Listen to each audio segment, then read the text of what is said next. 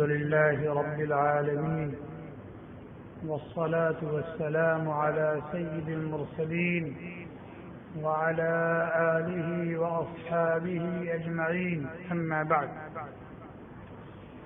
أعوذ بالله من الشيطان الرجيم بسم الله الرحمن الرحيم قد أفلح من زكاها وقد خاب من دساها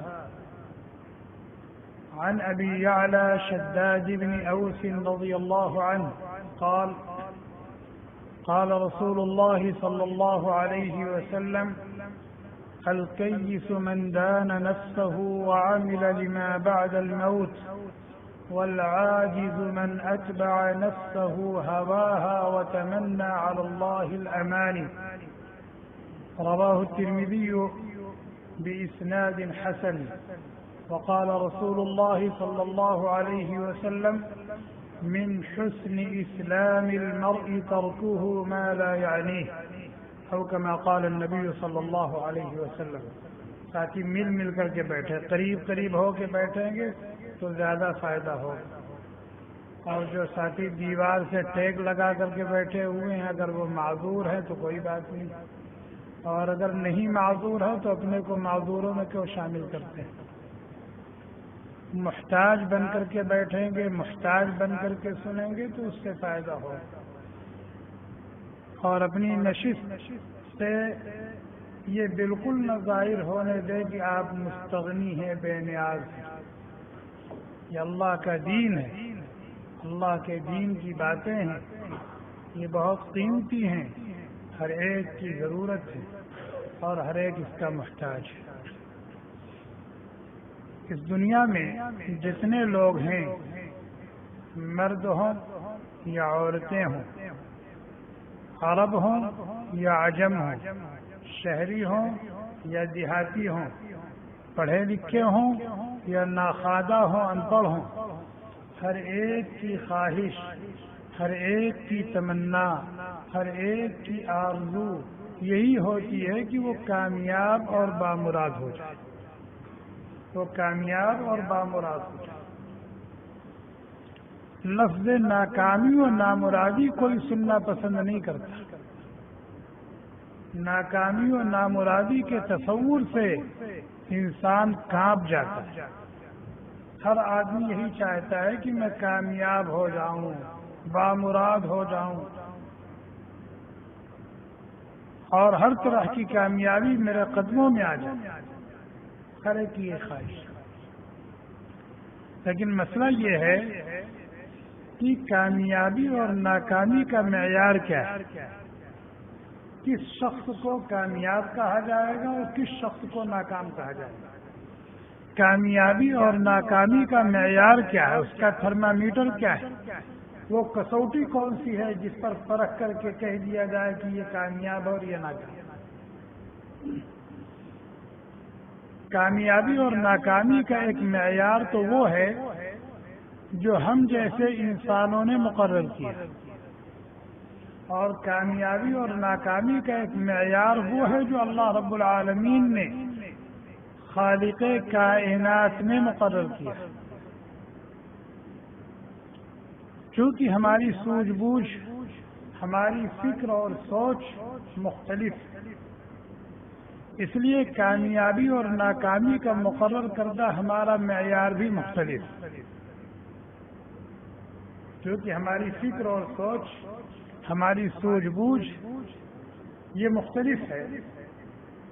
کوئی بہت زیادہ ذہین ہے، بہت زیادہ سوجھ بوجھ کا مالک ہے، کوئی اس سے کم ہے، کوئی اس سے کم ہے، کوئی بالکل بیل ہے.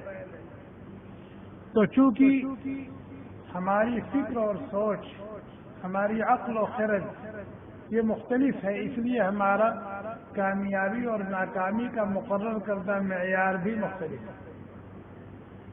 اللہ تبارک و تعالی عالم الغیب والشہادہ ہے، اور اپنی تمام صفات میں کامل اور مکمل ہے، اور اپنی تمام مخلوقات کے پورے ما لہ و ما علیہ سے اچھی طرح سے واقف. کائنات کا کوئی ذرہ ان کے علم کے احاطے سے خارج اور باہر نہیں ہے. الا يعلم من خلق الا يعلم من خلق وهو اللطيف الخبير. بھلا بتاؤ وہ ذات پاک جس نے تم کو پیدا کیا ہے، تم کو عدم سے وجود بخشا ہے، وہ تمہارے احوال سے اور تمہاری نقل و حرکت سے بے خبر ہوگا؟ نہیں ہو سکتا. اب ہم لوگوں نے جو کامیابی اور ناکامی کا معیار مقرر کیا وہ کیا ہے؟ کچھ لوگوں نے مال و دولت کو کامیابی کا معیار مقرر کیا، اور ان کی نظر میں جس کے پاس مال و دولت نہیں ہے وہ ناکام ہے. چنانچہ وہ ہاتھ دھو کر کے مال کمانے کے پیچھے پڑ گئے. کیوں؟ اس لیے کہ کامیابی کا معیار انہوں نے مال کو سمجھا. اب وہ ہاتھ دھل کر کے مال کمانے کے چکر میں پڑ گئے. نہ انہیں اپنے راحت و آرام کی فکر ہے اور نہ اپنی ضروریات کی فکر ہے، بس انہیں مال چاہیے. کیونکہ ان کے یہاں کامیابی کا معیار کیا ہے؟ مال. چوری سے آئے، رشوت سے آئے، خیانت اور دھوکے سے آئے، سود سے آئے مال چاہے جیسے آئے. اس لیے کہ مال ہے تو ہم کامیاب ہیں، نہیں ہے تو ناکام. لیکن کیا کامیابی کا یہ معیار صحیح ہے؟ نہیں صحیح. اس لیے کہ دنیا میں کتنے ارب پتی کھرب پتی گزرے ہیں، موجود ہیں، لیکن وہ ناکام.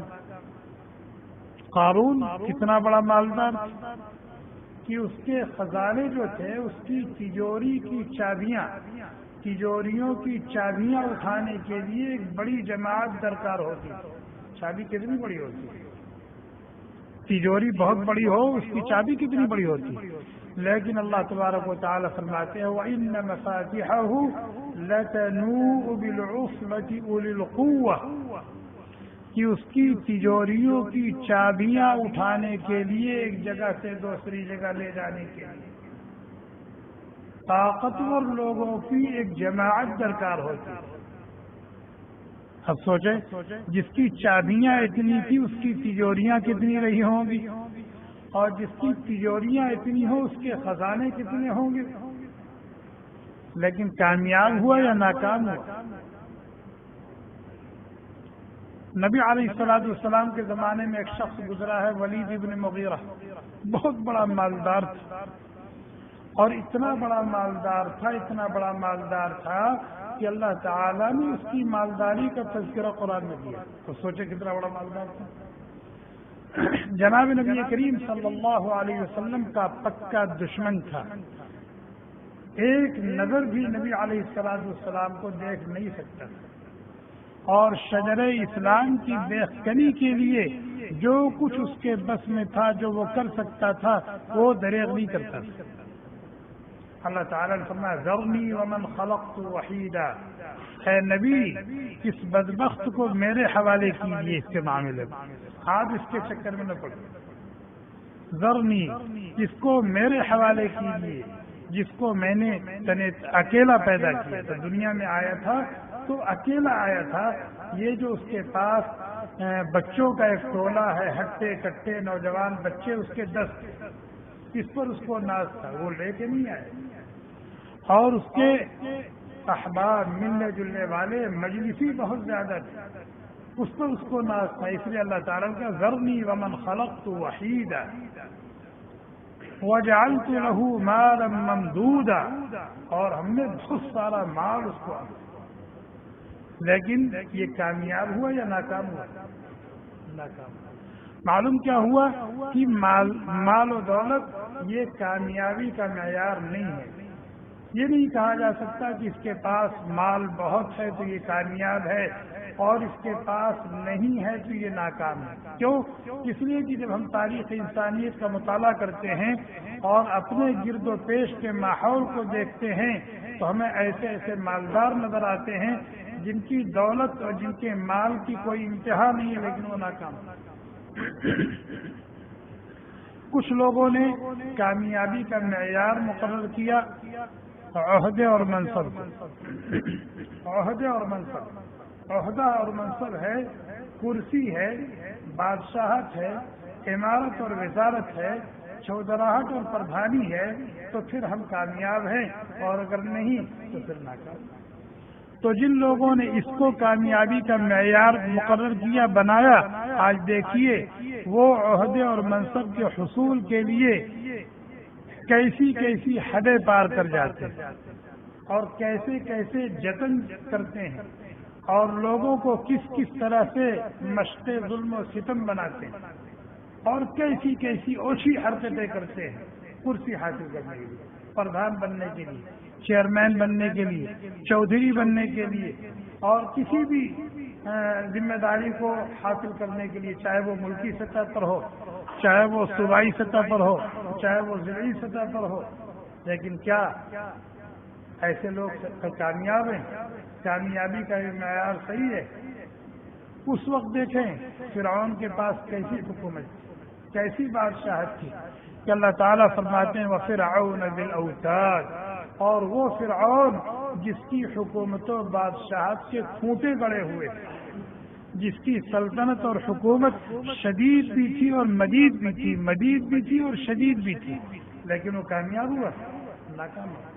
نمرود ناکام ہو گیا، اور کیسے کیسے بادشاہ گزر گئے اور اس وقت موجود ہیں، آپ دیکھیں۔ معلوم کیا ہوا کہ یہ معیار بھی درست نہیں۔ کسی نے معیار مقرر کیا علم اور تحقیق کو، کسی نے معیار مقرر کیا ہنر اور کمال کو، لیکن جب آپ اس میں غور کریں گے، سوچیں گے، دیکھیں گے، تو آپ کو یہ اندازہ ہو جائے گا، بلکہ یقین ہو جائے گا کہ انسانوں کے مقرر کردہ کامیابی اور ناکامی کے یہ معیار بالکل غلط ہیں، بالکل غلط ہے، بالکل غلط ہے۔ اور کامیابی کا وہ معیار جو اللہ رب العالمین نے مقرر کیا ہے، وہ 100% نہیں بلکہ 150% صحیح ہے، اور وہی اصل کامیابی ہے، اور اگر وہ نہ ہو تو ناکامی۔ اور اللہ تعالیٰ نے اس معیار کو بیان کرنے کے لیے 10 قسمیں کھائی۔ کیوں؟ اللہ تعالیٰ نے دیکھا کہ ہمارے بندے الگ الگ معیار مقرر کیے ہوئے ہیں، اور ان کی کھوپڑی میں یہ چیز بیٹھی ہوئی ہے، تو پھر ان کو سمجھانے کے لیے اور ان کی کھوپڑی سے اس چیز کو کھرچ کر نکالنے کے لیے کہ بھئی کامیابی کا جو معیار تم نے مقرر کیا وہ نہیں ہے، میں جو بیان کر رہا ہوں وہ ہے۔ تمہارے ذہن میں یہ چیز جو بیٹھی ہوئی ہے، بسی ہوئی ہے، وہ غلط ہے، وہ صحیح نہیں ہے، صحیح وہ ہے جو میں بیان کر رہا ہوں۔ اگر کوئی آدمی، اس کا کوئی نظریہ ہو، اس کی کوئی فکر ہو، اس کی کوئی سوچ ہو، اور آپ اس کے خلاف کوئی نظریہ پیش کریں اور اس پر اس کو لانا چاہیں، تو یہ آسان کام ہوگا؟ پتہ نہیں کتنے پاپڑ آپ کو بیلنے پڑیں۔ چنانچہ اللہ تبارک و تعالیٰ نے کامیابی اور ناکامی کا معیار بیان کرنے سے پہلے 10 قسمیں کھائی، اور اللہ تعالیٰ نے پورے قرآن میں کسی بھی مضمون کو بیان کرنے کے لیے اتنی قسم نہیں کھائی۔ قسمیں کھائی نہیں، کہیں 1 قسم کھائی، کہیں 2 قسم کھائی، کہیں 4 کھائی، کہیں 5 کھائی، لیکن 10 قسم اللہ تعالیٰ نے مسلسل کسی ایک مضمون کو بیان کرنے کے لیے نہیں کھائی۔ لیکن کامیابی اور ناکامی کے معیار کو بیان کرنے کے لیے اللہ تعالیٰ نے 10 قسمیں کھائی۔ آپ بھی قسمیں کھاتے ہیں، اور اپنی بات کا یقین دلانے کے لیے، سامنے والوں کو اعتماد میں لینے کے لیے آپ قسمیں کھاتے ہیں۔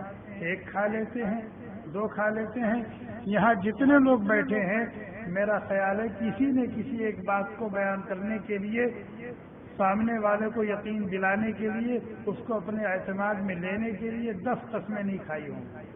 الگ الگ وقت میں کھائی ہوں گی 10، 100، 20، لیکن ایک وقت میں ایک مضمون کو بیان کرنے کے لیے 10 قسم میں تو سمجھتا ہوں کسی نے نہیں کھائی ہوگی، لیکن اللہ تعالیٰ کھا رہے ہیں۔ دیکھیں، وَالشَّمْسِ وَضُحَاهَا، قسم ہے سورج کی اور اس کی روشنی کی۔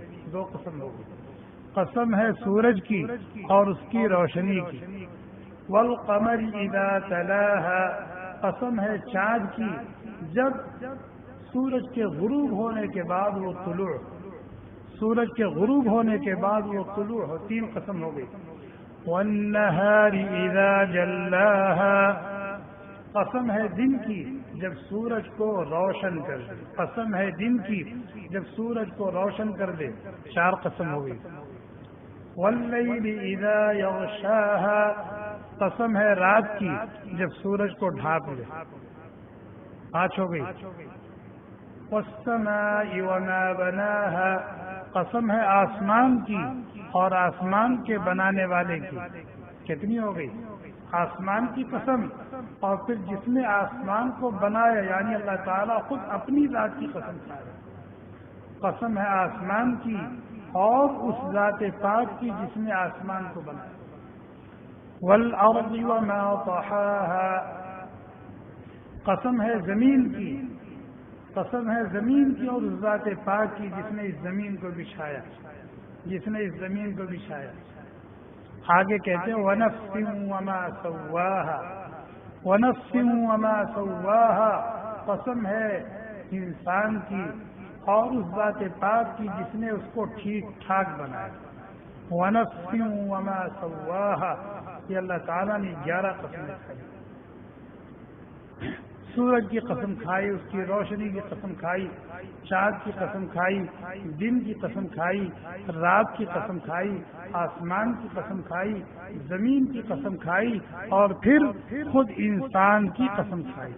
یہ بالکل ایسے ہی ہے جیسے کسی کو تجربہ ہو، کسی کو تجربہ ہوگا مجھے آپ سے بہت محبت ہے، یقین کیجیے اللہ کی قسم بہت محبت ہے، پھر کہتا ہے فلاں چیز کی قسم مجھے بہت محبت ہے آپ سے، میں آپ کو بہت چاہتا ہوں، چلو ٹھیک ہے اس کی قسم کھا لیتا ہوں، اس کی قسم کھا لیتا ہوں، لیکن اس نے دیکھا کہ یہ مان کے نہیں دے رہا، اب تو مان جا، تیری جان کی قسم کھا کے کہتا ہوں کہ مجھے تم سے بہت تعلق، آخر میں کہتا ہے کہ نہیں کہتا ہے؟ مختلف چیزوں کی قسم کھا کر کے یا اعتماد میں لانے کی کوشش کرتا ہے، اطمینان دلانا چاہتا ہے، اور اخیر میں کیا کہتا ہے؟ اب میں تیری جان کی بھی قسم کھا رہا ہوں، تیری محبت کی بھی قسم کھا رہا ہوں، قسم کھا کے تمہیں اطمینان دلا رہا ہوں۔ اللہ تعالیٰ نے یہی انداز اختیار کیا ہے اپنے بندوں کو سمجھانے کے لیے، میرے بندے کامیابی اور ناکامی کا وہ معیار صحیح نہیں جو تم نے مقرر کیا ہے، یہ معیار صحیح ہے جو میں بتا رہا ہوں، سورج کی قسم کھا کے کہہ رہا ہوں، چاند کی قسم کھا کے کہہ رہا ہوں، دن کی قسم کھا کے کہہ رہا ہوں، رات کی قسم کھا کے کہہ رہا ہوں مان جا، چل آسمان کی بھی قسم کھا کے کہہ رہا ہوں، زمین کی بھی قسم کھا کے کہہ رہا ہوں، چل اب تیری جان کی بھی قسم کھاتا ہوں کہ کامیابی اور ناکامی کا وہ معیار صحیح جو میں نے بتایا ہے وہ معیار صحیح نہیں ہے جو تم نے مقرر کیا۔ وَنَفْسٍ وَمَا سَوَّاهَا، اور تمہیں پیدا کیا اور ٹھیک ٹھاک پیدا کیا۔ چنانچہ اللہ تبارک و تعالیٰ کی جتنی مخلوقات ہیں، انگنت اور لا تعداد مخلوقات ہیں اللہ کی، لیکن ان انگنت اور لا تعداد مخلوقات میں جتنا حسین و جمیل، جتنا خوبصورت یہ انسان ہے، اللہ کی کوئی دوسری مخلوق نہیں، اللہ کی کوئی دوسری مخلوق نہیں ہے جتنا حسین و جمیل یہ انسان ہے، اور اس کے حسن و جمال کو اور اس کی خوبصورتی کو اللہ تعالیٰ نے بیان کرنے سے پہلے 4 قسمیں کھائی، والتین والزیتون وطور سینین، میں قسم کھاتا ہوں انجیر کی، قسم کھاتا ہوں زیتون کی، قسم کھاتا ہوں طور پہاڑ کی، قسم کھاتا ہوں شہر مکہ کی، 4 قسمیں کھائی۔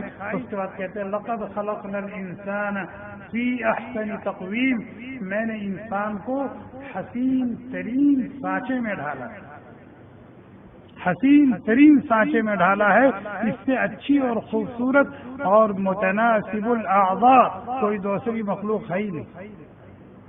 تو فرمایا وَنَفْسٍ وَمَا سَوَّاهَا، اور پھر فرماتے ہیں فَأَلْهَمَهَا فُجُورَهَا وَتَقْوَاهَا، اور پھر ہم نے اس کے اندر 2 استعداد رکھی، ہم نے انسان کے اندر کیا رکھی؟ 2 استعداد رکھی، ایک تو وہ استعداد رکھی جس سے وہ معصیت اور نافرمانی بھی کر سکتا ہے، بغاوت اور نمک حرامی بھی کر سکتا ہے، اور دوسری استعداد وہ ہے جس سے وہ طاعت و فرمانبرداری کے کام کر سکتا ہے، جس سے وہ تقوی اور پرہیزگاری کی صفت سے متصف ہو سکتا ہے۔ فَأَلْهَمَهَا فُجُورَهَا وَتَقْوَاهَا۔ انسان کے دل میں اگر کوئی غلط وسوسہ آتا ہے، دونوں طرح کی باتیں آتی ہیں۔ دل میں بات آتی ہے چلو قرآن پڑھتے ہیں، چلو نماز پڑھتے ہیں، چلو ذکر کرتے ہیں، صدقہ و خیرات کرتے ہیں، کسی کی مدد کر دیتے ہیں، دل میں بات آتی ہے کہ نہیں؟ یہ فرشتے کی طرف سے آتی ہے، یہ فرشتے کی طرف سے آتی ہے۔ اور اگر برے خیالات آتے ہیں، برے کام کا ارادہ دل میں پیدا ہوتا ہے، تو یہ شیطان کی طرف سے۔ تو جب تک یہ وسوسے کی حد میں ہو، خیال اور ارادے کی حد میں ہو، تب تک یہ فرشتے کی طرف سے ہے اور شیطان کی طرف سے۔ لیکن پھر جب بندہ اس کو اپنے دل میں بیٹھا لیتا ہے اور ارادے سے اس کو عزم کی شکل دے دیتا ہے، کرنے پر اپنے آپ کو آمادہ کر لیتا ہے، اب یہ تخلیق ہو گئی اللہ کی طرف سے۔ فَأَلْهَمَهَا فُجُورَهَا وَتَقْوَاهَا۔ اب معیار بیان کر رہے ہیں، وہ کامیابی اور ناکامی کا معیار۔ کیا قسم کھائی؟ 11 قسمیں کھا کر کے بیان کر رہے ہیں۔ قد افلح من زکاها، بامراد ہو گیا وہ شخص، بامراد ہو گیا وہ شخص جس نے اپنے آپ کو سنوار لیا، بنا لیا، جس نے اپنے آپ کو سنوار لیا، بنا لیا۔ وقد خاب من دساها، اور ناکام اور نامراد ہو گیا وہ شخص جس نے اپنے آپ کو گندا کر دیا۔ انسان بنتا کس چیز سے اور انسان گندا کس چیز سے ہوتا ہے؟ تزکیہ کہتے ہیں قد افلح من زکاها۔ تزکیہ کا مطلب کیا ہے؟ تزکیہ یہ مجموعہ ہے تحلیہ اور تخلیہ کا، کہ انسان کے اندر وہ عادات اور صفات جو نہیں ہونی چاہیے، جس سے انسانیت داغدار ہوتی ہے، اگر وہ اس کے اندر پائی جاتی ہیں تو اس کو اس کے اندر سے نکال دیا جائے۔ وہ عادات اور صفات جو انسان کے اندر نہیں ہونی چاہیے، جس سے انسانیت داغدار ہوتی ہے، ان صفات سے اس کو پاک کر دیا جائے۔ اس کو کہا جاتا ہے تخلیہ۔ جیسے انسان کے اندر شرک ہے، شرک سے اس کو پاک کیا جائے۔ انسان کے اندر کفر ہے، کفر سے اس کو پاک کیا جائے۔ انسان کے اندر نفاق ہے، نفاق سے اس کو پاک کیا جائے۔ انسان کے اندر حب جاہ و مال ہے، اس سے اس کو پاک کیا جائے۔ انسان کے اندر کبر اور غرور ہے، اس سے اس کو پاک کیا جائے۔ انسان کے اندر جھوٹ بولنے اور خیانت کرنے کی عادت ہے، اس سے اس کو پاک کیا جائے۔ جھوٹ بولنے اور غیبت کرنے کی عادت ہے، اس سے اس کو پاک کیا جائے۔ یہ وہ عادتیں ہیں، وہ صفات ہیں جس سے انسانیت داغدار ہوتی ہے۔ جھوٹ بولنے والے کو کوئی اچھا سمجھتا ہے؟ حسد کرنے والے کو کوئی اچھا سمجھتا ہے؟ مشرک کو کوئی اچھا سمجھتا ہے؟ کافر اور منافق کو کوئی اچھا سمجھتا ہے؟ ریاکار کو کوئی اچھا سمجھتا ہے؟ خائن اور دھوکے باز کو کوئی اچھا سمجھتا ہے؟ تو اس قسم کی چیزیں اگر اس کے اندر ہیں جس سے انسانیت داغدار ہوتی ہے، تو اس کو اس سے پاک کیا جائے، اس کو صاف کیا جائے، اس کے اندر سے یہ چیزیں نکالی جائیں۔ اس کو کہا جاتا ہے تخلیہ، خالی کرنا۔ اور پھر وہ عادات اور صفات، وہ عادات اور صفات جو ایک شریف انسان کے اندر ہونی چاہیے، جس سے اس کی انسانیت کو چار چاند لگتے ہیں، اور وہ صفات اس کے اندر نہیں ہیں، تو وہ صفات اس کے اندر لائی جائیں۔ شرک کو نکالا جائے، توحید کے پودے کی کاشت کی جائے اس کے دل کے اندر، کفر کو نکالا جائے، اسلام کا بیج بویا جائے، نفاق کو نکالا جائے، اخلاص کا درخت لگایا جائے، کبر اور غرور کو نکالا جائے، تواضع، عاجزی اور انکساری کا پودا اس کے دل میں لگایا جائے۔ اسی طریقے سے حب جاہ و مال کو نکالا جائے، قناعت اور زہد کی صفت سے اس کو متصف کیا جائے۔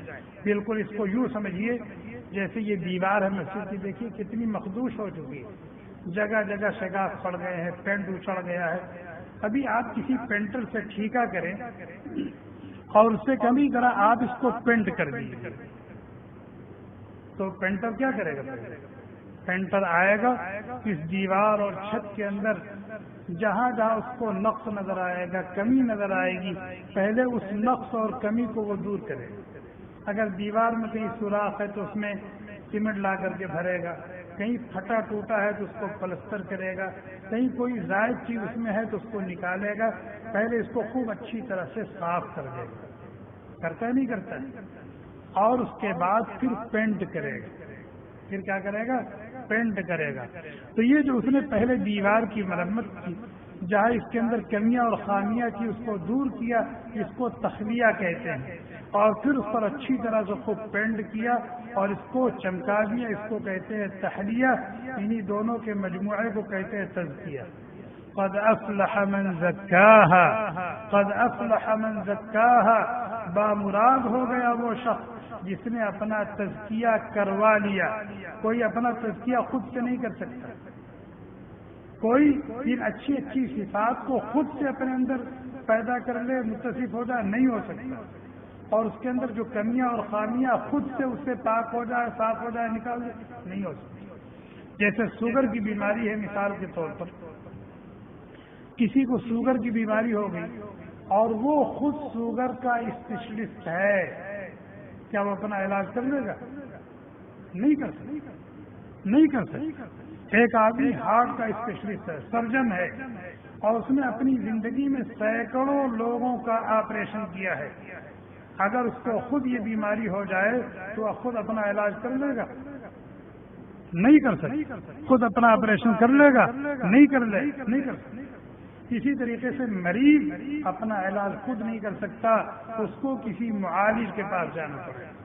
جیسے ہم جسمانی بیماریوں کے شکار ہوتے ہیں تو ڈاکٹروں کے پاس جاتے ہیں، حکیموں کے پاس جاتے ہیں، اسی طریقے سے یہ جو روحانی بیماریاں ہیں اس کے معالجین بھی اللہ تعالیٰ نے پیدا فرما رکھے ہیں، ہمیں ان کے پاس جانا پڑے گا اور ان سے تعلق قائم کرنا پڑے گا اور اپنی بیماریوں کو ان کے سامنے بیان کرنا پڑے گا اور ان کے تجویز کردہ نسخوں کو ان کی بتائی ہوئی ترتیب کے مطابق استعمال کرنا پڑے گا، پھر جا کر کے یہ نعمت ہمیں حاصل ہوگی۔ فرمایا قد افلح من زکاہا، بامراد ہو گیا وہ شخص جس نے اپنے آپ کو سنوار لیا، اللہ تبارک و تعالیٰ کی مرضیات پر چلتا رہا، چلنے کی کوشش کرتا رہا اور اس کی نامرضیات سے بچتا رہا، بچنے کی کوشش کرتا رہا، اور اسی کوشش کے ساتھ دنیا سے چلا گیا، وہ کامیاب ہو گیا، وہ بامراد ہو گیا، چاہے اس کے پاس بھوک مٹانے کے لیے روٹی کا ٹکڑا نہ ہو،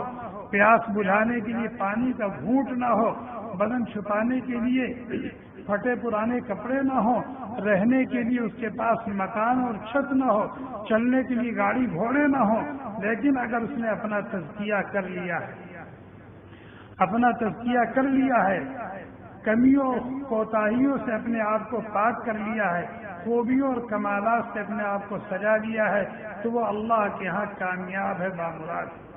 اور اگر کوئی شخص ہے اس کے پاس سب کچھ ہے، دولت کی ریل تیل ہے اس کے پاس، بینک بیلنس بھی ہیں، بنگلے اور کوٹھیاں بھی ہیں، گھوڑے اور گاڑی بھی ہے، سب کچھ ہے، لیکن اگر اس نے اپنا تزکیہ نہیں کروایا، اپنا تزکیہ نہیں کیا، تو پھر وہ ناکام اور نامراد۔ جھوٹ بولے اپنے آپ کو گندا کر لیا، خیانت کی اپنے آپ کو گندا کر لیا، کسی پر حسد کر رہے ہیں، کسی کی ترقی کو دیکھ کر کے ہمارا کلیجہ پھٹ رہا ہے، ہم اس کو خوش نہیں دیکھ پا رہے ہیں، ہم اپنے آپ کو گندا کر رہے ہیں، ہم اپنے آپ کو گندا کر رہے ہیں۔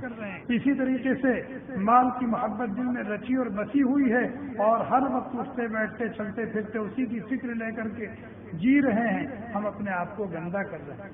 نماز پڑھ رہے ہیں، ہم اپنے آپ کو سنوار رہے ہیں، ذکر اور تلاوت کر رہے ہیں، اپنے آپ کو سنوار کر رہے ہیں، لوگوں کے ساتھ ہمدردی اور غمگساری کا معاملہ کر رہے ہیں، اپنے آپ کو سنوار رہے ہیں، بنا رہے ہیں۔ تو یہ معیار ہے کامیابی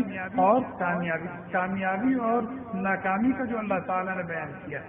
اب اس آیت کریمہ کی روشنی میں جو کچھ باتیں آپ نے سنی ہیں اس میں اپنا محاسبہ کریں، اپنا محاسبہ کریں کہ ہم اپنے آپ کو کامیاب اور بامراد بنانا چاہتے ہیں یا ناکام اور نامراد بنانا چاہتے ہیں۔ اگر ہم کامیابی کے خواب دیکھ رہے ہیں تو ہمیں اللہ تبارک و تعالیٰ کے بیان کردہ اس معیار کی روشنی میں اپنے آپ کو وہ اسباب اختیار کرنے پڑیں گے جو ہماری کامیابی کا ذریعہ بنے. اور اگر اس سے ہٹ کر کے ہم نے کامیابی اور ناکامی کا اور کوئی معیار مقرر کیا اور اس پر اپنی استعداد اور صلاحیت کو خرچ کیا تو ہمیں کامیابی کی طرف نہیں لے جائیں گے بلکہ وہ ناکامی اور نامرادی ہی کا راستہ ہوگا اور اسی منزل پر ہم پہنچیں گے. بات سمجھ میں آ گئی؟ اللہ تعالی ہم سب کو کہنے سننے سے زیادہ عمل کرنے کی توفیق عطا فرمائے. اپنی مرضیات پر چلائیں، نامرضیات سے بچائیں. اللہ تبارک و تعالی ہم سب کا اپنے فضل سے، اپنے کرم سے ہم سب کا تزکیہ فرما دے اور وہ اوصاف، وہ عادات جو ہمارے اندر پائی جا رہی ہیں اور نہیں پائی جانی چاہیے، اللہ تبارک و تعالیٰ اپنے فضل سے، اپنے کرم سے ہمیں ان تمام عادات اور صفات سے پاک اور صاف فرما دے.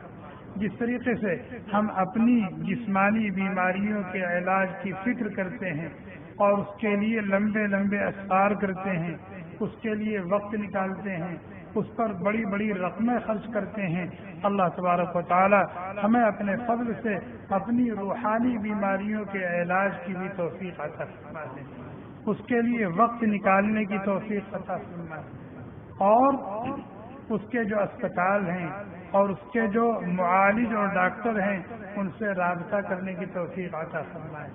اور یہاں پیسے تو نہیں خرچ ہوتے، صرف وقت لگتا ہے اور سفر کرنا پڑتا ہے. جسمانی بیماریوں کے علاج میں تو پیسے بہت خرچ ہوتے ہیں، روحانی بیماریوں کے علاج میں پیسے نہیں خرچ ہوتے. ان کے معالجین اللہ کی رضا کے لیے ان کا علاج کرتے ہیں اور بڑے سے بڑا علاج کر دیتے ہیں. اللہ تعالی ہم سب سے ہمیشہ ہمیشہ کے لیے راضی اور خوش ہو جائیں. سبحانك اللهم وبحمدك ونشهد أن لا إله إلا أنت ونستغفرك ونتوب إليك. سبحان ربك رب العزة عما يصفون وسلام على المرسلين والحمد لله.